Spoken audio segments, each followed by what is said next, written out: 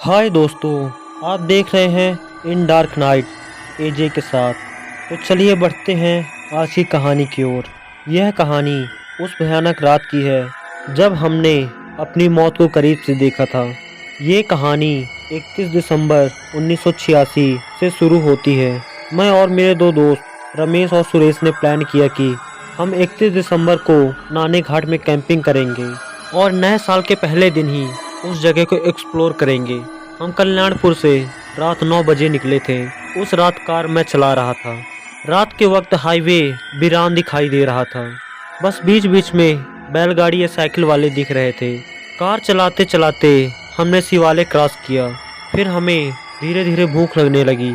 Car चलाते वक्त मैं रोड के साइड में होटल या रेस्टोरेंट देख रहा था। वह दौर 1986 का था। तब उस जगह में ज़्यादा डेवलपमेंट नहीं हुआ था, इसीलिए हाईवे पर रेस्टोरेंट तो नहीं थे, मगर गांव के आसपास छोटे ढाबे हुआ करते थे। हमें हाईवे की लेफ्ट साइड में एक पुराना घर दिखाई दिया। उस घर में ढाबे का बोर्ड लगा था और बाहर की लाइट भी चालू थी, पर दरवाज़ा बंद था। हमने सोचा कि अंदर कोई न कोई तो ज़रूर होगा। मैंने कार को रोड के साइड में लगाया और हम तीनों ढाबे की ओर चल दिए। ढाबे के दरवाजे पर अंदर से कुंडी नहीं लगी थी। हम धीरे से अंदर गए और देखा कि अंदर कोई नहीं था, पर चूल्हा जल रहा था। और एक बात तो हमें अजीब लगी, उस ढाबे में एक बड़ा सा फ्रीजर रखा था, जिसकी उस छोटे ढाबे पर कोई भी ज़रूरत नहीं थी। मैंने दोस्तों से कहा, चलो यहाँ से निकलते हैं, मुझे ये जगह कुछ अजीब सी लग रही है, कोई और ढाबा या होटल ढूंढ लेंगे। सुरेश ने भी मेरी हाँ में हाँ मिला दी, पर रमेश बोला कि तुम दोनों जानते हो मुझसे भूख बर्दाश्त नहीं होती, और जब भूख लगती है तो मैं चिड़चिड़ा हो जाता हूँ, और इस वीरान सड़क पर मुझे नहीं लगता कि आगे कोई और ढाबा होगा, तो थोड़ी देर रुकते हैं। इसके बाद हम ढाबे में रखे पलंग पर इंतज़ार करने लगे। तकरीबन 10 मिनट बीत गए थे। इस 10 मिनट में रमेश पूरे ढाबे का गोल चक्कर लगाकर आ गया था। उसने हमें बताया कि यहाँ तो कोई भी नहीं दिख रहा, पर घर के पीछे कटे हुए बालों और कपड़ों का ढेर पड़ा हुआ है। लगता है ये जगह किसी सैलून का शॉप रही होगी। चलो यहाँ से निकलते हैं। फिर हम तीनों ढाबे से बाहर निकले और कार की तरफ चल दिए। जैसे ही हम कार के पास पहुँचे और हमने डोर ओपन करने के लिए अपने हाथ आगे बढ़ाए, तभी पीछे से आवाज़ आई, बिना भूख मिटाए ही यहाँ से जा रहे हो। हमने पीछे मुड़ के देखा तो ब्लैक ड्रेस में एक सुंदर लड़की थी, जो ढाबे के आंगन से हमें आवाज़ दे रही थी। फिर हम वापस मुड़कर उस ढाबे में गए। अंदर उस लड़की के साथ दाढ़ी वाला आदमी था। उस आदमी की शक्ल किसी तांत्रिक जैसी लग रही थी। उस आदमी ने कहा, साहब यहाँ सिर्फ नॉन वेज ही मिलेगा। रमेश सुरेश ने मटन मंगवाया और फिर मेरे पास भी कोई ऑप्शन नहीं था। खाने का ऑर्डर देने के बाद हमने उस आदमी से कहा कि हम हमारे कार में बैठकर थोड़ी देर ड्रिंक करेंगे, उसके बाद यहाँ आकर खाना खाएंगे। उस आदमी ने कहा कि आप यहाँ बैठकर भी पी सकते हैं। फिर मैं गाड़ी से जाकर हमारे लिए ड्रिंक लेकर आया। ड्रिंक करते हुए उस आदमी ने भी हमसे थोड़ी बातचीत की।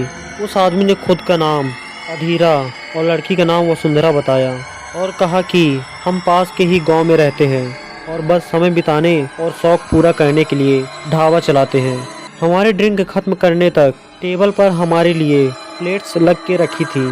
खाने के टेबल पर बैठते वक्त मैंने एक बात नोटिस की, अधीरा और वसुंधरा एक दूसरे की तरफ देखकर मुस्कुरा रहे थे, और उनकी वह मुस्कान मुझे किसी शैतान से कम नहीं लग रही थी।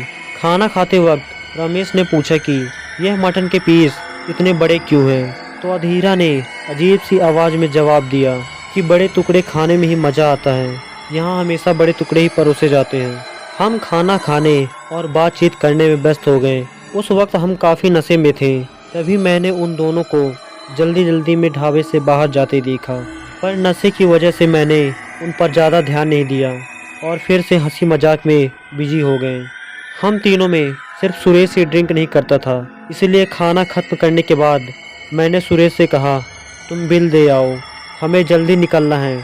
फिर सुरेश अधीरा को ढूंढने लगा। उसने ढाबे के आसपास चेक किया, पर वह दोनों कहीं नहीं दिखे, और फिर हम दोनों के ढूंढने का भी कोई फ़ायदा नहीं हुआ। इस बीच उस जगह पे न जाने कहां से धुआं आने लगा और हमें घबराहट सी होने लगी। डर के मारे हम तीनों कार की ओर दौड़े। और जैसे ही हमने कार के दरवाजे खोले तो पीछे से फिर से आवाज़ आई, तुम्हारी भूख तो मिट गई लेकिन हमारी भूख का क्या। यह आवाज़ सुनते ही हम तीनों ने झट से पीछे मुड़कर देखा और उस वक्त हमारे सामने जो नज़ारा था उसे याद कर आज भी हमारी रूह कांप जाती है। सामने खड़ी उस लड़की वसुंधरा के चेहरे पर खून लगा हुआ था और सबसे भयानक बात तो यह थी कि उसके हाथों में एक कटा हुआ इंसान का सर था जो उसने फ्रीजर से निकाला था। और वसुंधरा की बगल में अधीरा भी खड़ा था जो कि एक हैवान की तरह खून से नहाया हुआ था और उसके हाथ में एक कटा हुआ इंसानी हाथ था जिसे वह बार बार अपने दांतों से किसी जानवर की तरह तोड़ तोड़ कर खा रहा था। यह सब देखकर डर के मारे तो हमारी हालत ही खराब हो गई थी।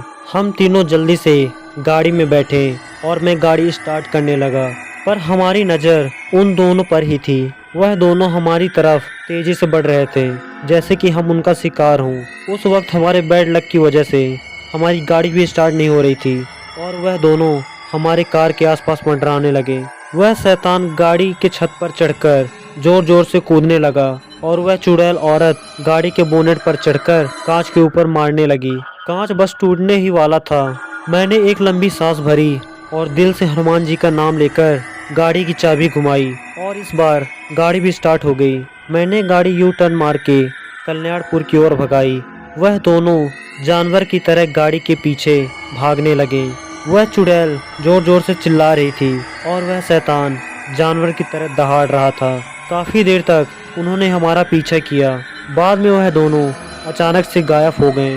उस भयानक नज़ारे को देखने के बाद हम घर वापस लौट आए और सुबह तक रमेश के घर रुके।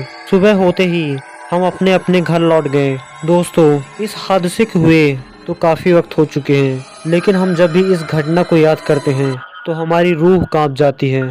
तो हमारी ये कहानी आपको कैसी लगी हमें कमेंट में ज़रूर बताएं। हमारी और भी ऐसी कहानियों को सुनने के लिए हमारे चैनल को सब्सक्राइब और बेल आइकन को ज़रूर प्रेस करें ताकि वीडियो की सबसे पहली अपडेट आपको मिले। तो जल्द ही मिलते हैं एक और ऐसी दिल दहला देने वाली कहानी के साथ। तब तक के लिए goodbye and take care.